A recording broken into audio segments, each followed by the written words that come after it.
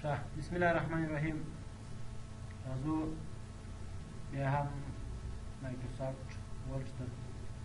تېره ورځ مو هم مایکروسافټ ورډ کې کار کړی و. تېره ورځ مو فایل وویل نن چې شروع کوو هوم ټاب شروع کوو یا د هوم مینو چې کوو شروع کوو. مثلا زه راځم د دې یو څه چې کوم یو څه لیکل کوم. ښه، راځم یو څه لږ لیکل پکښې چې کوم تاسو بل کار پکښې اجرا کوم. ښه، راځم د دې سایز مې یو څه ورته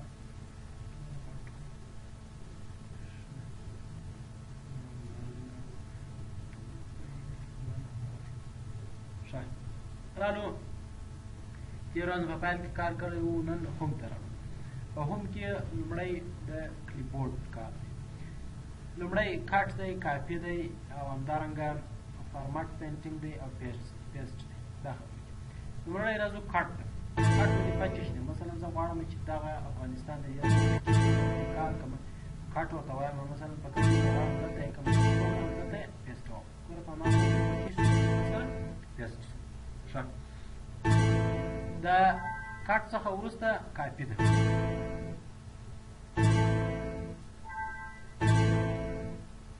ښه، دا وروسته کاپي ده.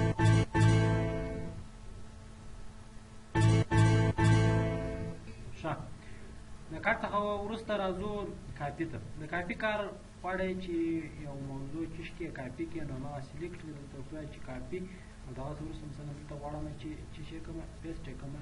چیرې غواړئ پیسټ یې کړئ؟ مثلا په دې ځای کې غواړم چې پیسټ یې کړم، نو هماغه ځای ورته انتخاب کړم او دغسې وروسته وکړئ چې وکړئ پیسټ کړئ.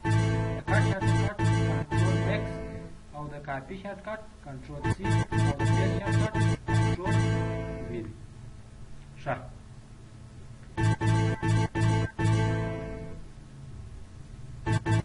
ښه، دغه څخه وروسته فارمټ پینټینګ دی. فارمټ پینټینګ وروسته راځو په کیس کې یو څه خبرې چې هماغه خبرې کوو. مثلا زه راځم دا زه چې کوم ډیلیټ کوم راځم دا غواړم چې کوم کاپي کوم، نو کاپي کوم یې دغسې وروسته پیسټ راځم. پیسټ آپشن ته راځم او پیسټ سپیشل ته راځم. په پیسټ آپشن کې کیپ سورس فارمټینګ دی او همدارنګه مرج فارمټینګ دی او همدارنګه کیپ ټیکس انلی. دا راځم پیسټ سپیشل ته چې ټولې خبرې پکښې چې راځي. اول راځم همدغه مې لیکم. راځم دا ورته چې دا راته کاپي کړه، همدغه ځای کې راته پیسټ کړه. دلته ورته وایم وګوره کیپ سورس فارمټینګ څنګه فارمټ چې هماغه وي په دغه فارمټ کې راته کاپي کړه.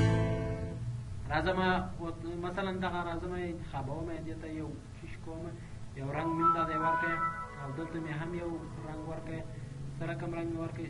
سور رنګ مې ورکړی. راځم وایم چې دا راته سور کړه. اوس ورته وایم چې دا کاپي کړه راته، دلته یې راته پیسټ کړم. پیسټ سره کوم فارمټینګ څنګه فارمټ چې همالته وي په دغه فارمټ یې راته چې کاپي کړه. ګوره سره کوم چې همالته دی دلته په هماغه فارمټ چې سو کاپي سو. کنټرول زیټ ورته وایم یا راځم مطلب دغه چې کوم دلته کاپي کوم، دلته مې چې کاپي کړه. دغسې وروسته پیسټ فارمټینګ، دلته مرج فارمټینګ. دلته کله چې زه کاپي ورته وایم پیسټ ورته وایم، نو ګورئ صرف یې موږ ته هغه ټیکسټ دلته چې کاپي کوي. ګورئ نور یې هماغه سټایل او ډیزاین هغې راته چې کوي کاپي نه کوي، صرف یې چې راته کاپي کوي خط یې راته کاپي کوي. ښه، دغسې وروسته دریم ته رالم. په دریم کې هم همدارنګه یوازې چې کوي هماغه کومه لیکنه چې وي کیپ ټیکس انلی، یوازې هغه ټیکس یې راته چې کوي کاپي کوي. پوه شوئ؟ راځو دغسې وروسته یې پیسټ سپیشل دی. راځم زه ورته وایم چې دا راته ایسته کړم. هغه وروسته پیسټ سپیشل ته راځو. غواړئ چې په څه ډول چې دا دلته چې سي پیسټ شي، د مایکروسافټ ورډ اوبجیکټ د لارې دلته چې سي غواړئ چې پیسټ شي، نو د هماغه لارې دلته چې کېږي راته پیسټ کېږي. وګورئ په هماغه بڼه باندې راته پیسټ شو. ګورئ راځو. ښه، دا تمام کنټرول پلس زیډ. دا وایي ورته پیسټ سپیشل ته راځم. دلته ورته وایم چې پکچر د یو عکس له لارې راته چې د یو عکس په توګه راته پیسټ کړه. هغه څه ورته اوکې وایم. اوس وګورئ که تاسو ته کوم تغیرات پکښې راولي، په دې کې تاسو تغیرات نشئ راوړلی، ځکه موږ ته د یو چیز په ډول سره سو د یو عکس په توګه راته پیسټ.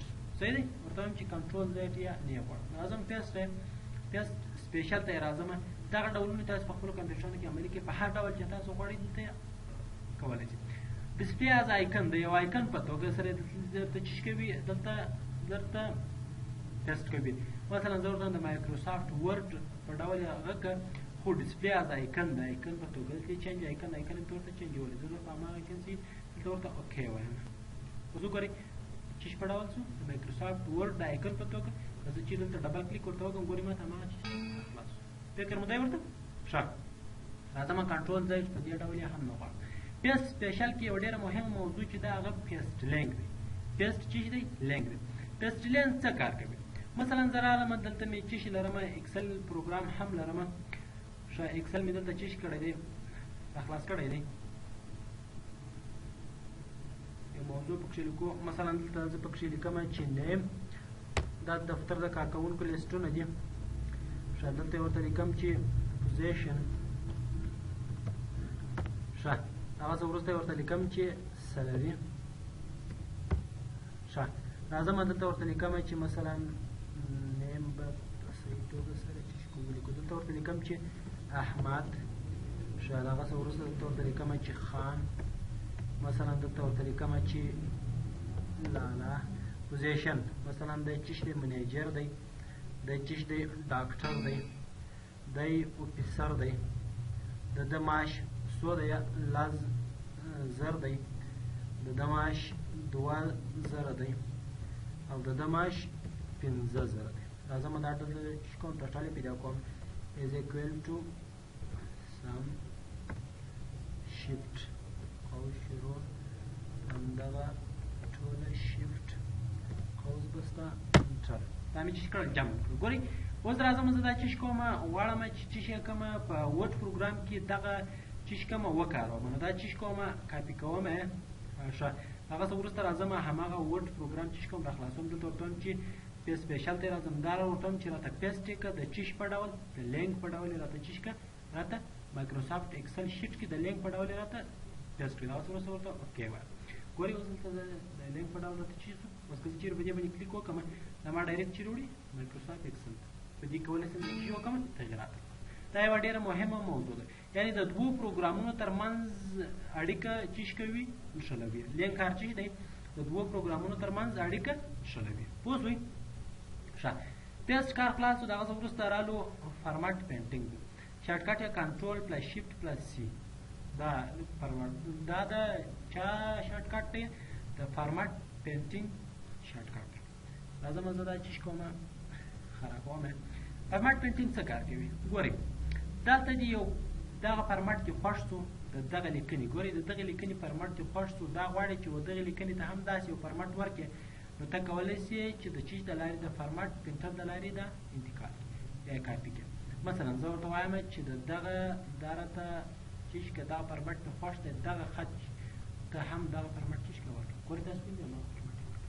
ښه ورته متوجه شئ. ګورئ وموندلی چې پر هر ځای مې خوښ وي.